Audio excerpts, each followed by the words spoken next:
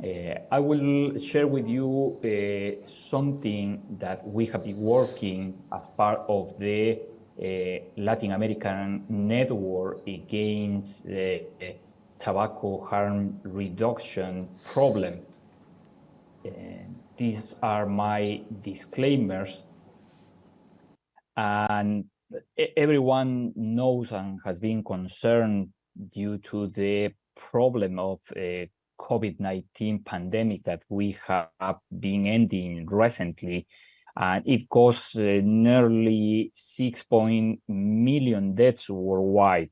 However, all of the time we are forgetting that each year around 7 million deaths are directly related to the tobacco consumption. So if numbers are quite similar, the importance should also be similar. That is what happened in Latin America. This is a picture of several countries in the region. Interesting things, what is happening with Chile, that is the country with the highest rate of tobacco consumption, while Colombia is very low. But obviously, in the last decade, numbers have been decreasing in all of the countries. The mine is not in the list for lack of data, basically. But this is what our Ministry of Health is showing and is obviously concerning. When you are looking at the smoke rate self-reported by consumer, you see that doesn't matter which one is the decade of age, this is affecting almost 30% of population in average. This came from PAHO, Pan American Health Organization, and report data that seems to be lower than reality.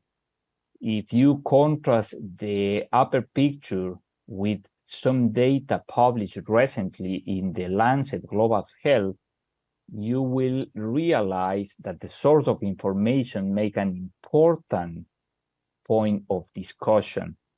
While most of the countries in our region are capturing the number of smokers based on tax rebate in the amount of money that the government is getting due to the market, legal market of cigarette, when you ask people, percentage are quite higher. And this is important to really understand what the problem is in each region.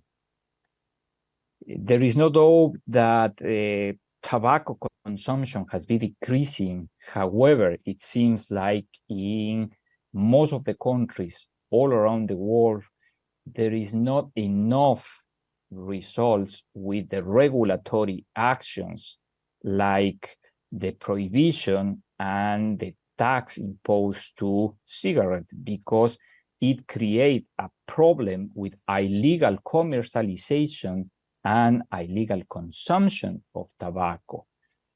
This is a huge problem, particularly in those less regulated countries like mine, because the illegal market seems to fit into the apparent legal commercialization and is creating an additional problem. We studied with some of my colleagues this problem in Ecuador, and we revealed that the number of smokers are increasing, but are not captured by the national data. And of course, the bigger is the illegal market, the bigger is the problem for our own countries.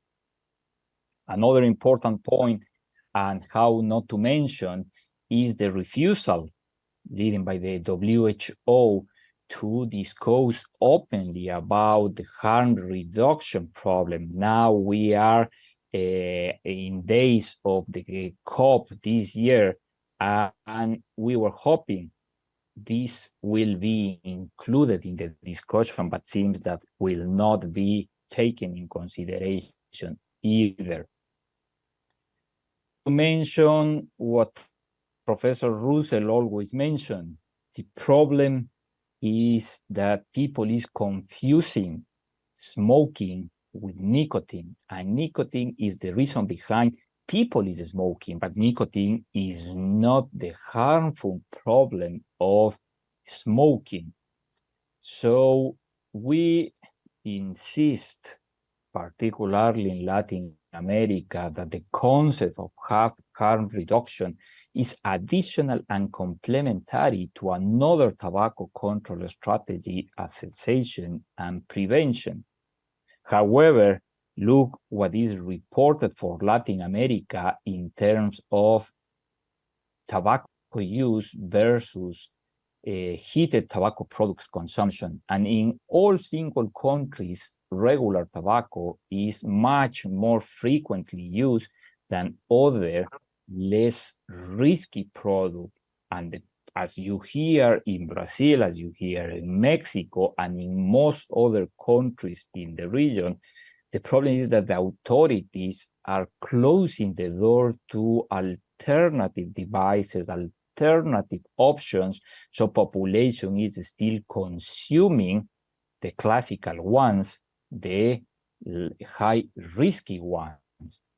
We decide in Ecuador, and we are currently doing this in other Latin American regions, to do a KIP survey about tobacco harm reduction to the healthcare providers.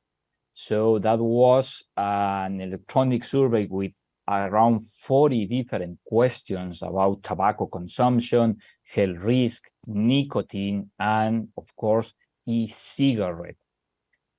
That is the distribution of our population. We reach approximately 350 health providers, mainly physician, either specialists, resident or recently graduate, nurses, psychologists, students, and other healthcare providers.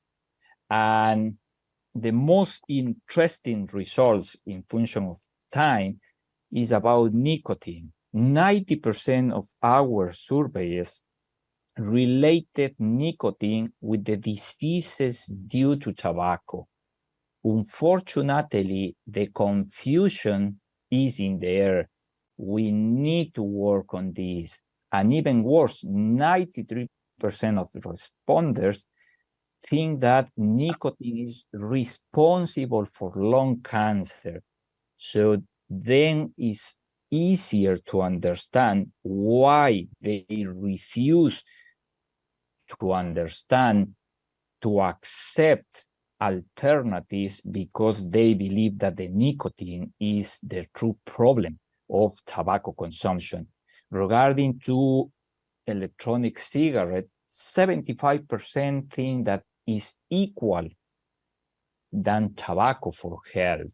They do not differentiate harm reduction. 81% believe that create the same addiction than tobacco. 59% that is not secure at all for health. And 17% really think is an alternative to reach sensation in our population, while only 21% accept in favor to its use as complementary tool to sensation.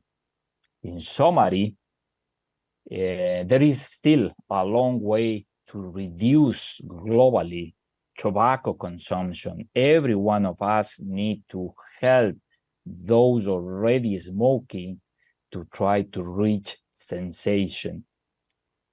Your help of each one of you is necessary to educate healthcare providers, people, authorities about nicotine, and to separate the problem of tobacco consumption and the nicotine addiction and use. The policies based on evidence must be implemented to reach tobacco harm reduction.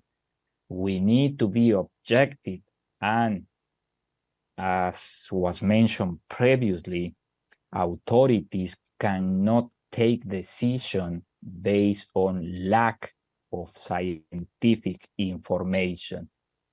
And finally, the big and remaining question is, can the regular cigarette become obsolete?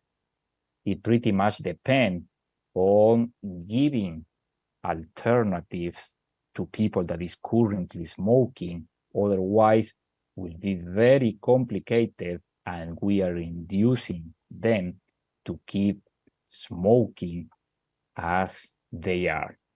So that was the summary that we wanted to share with you.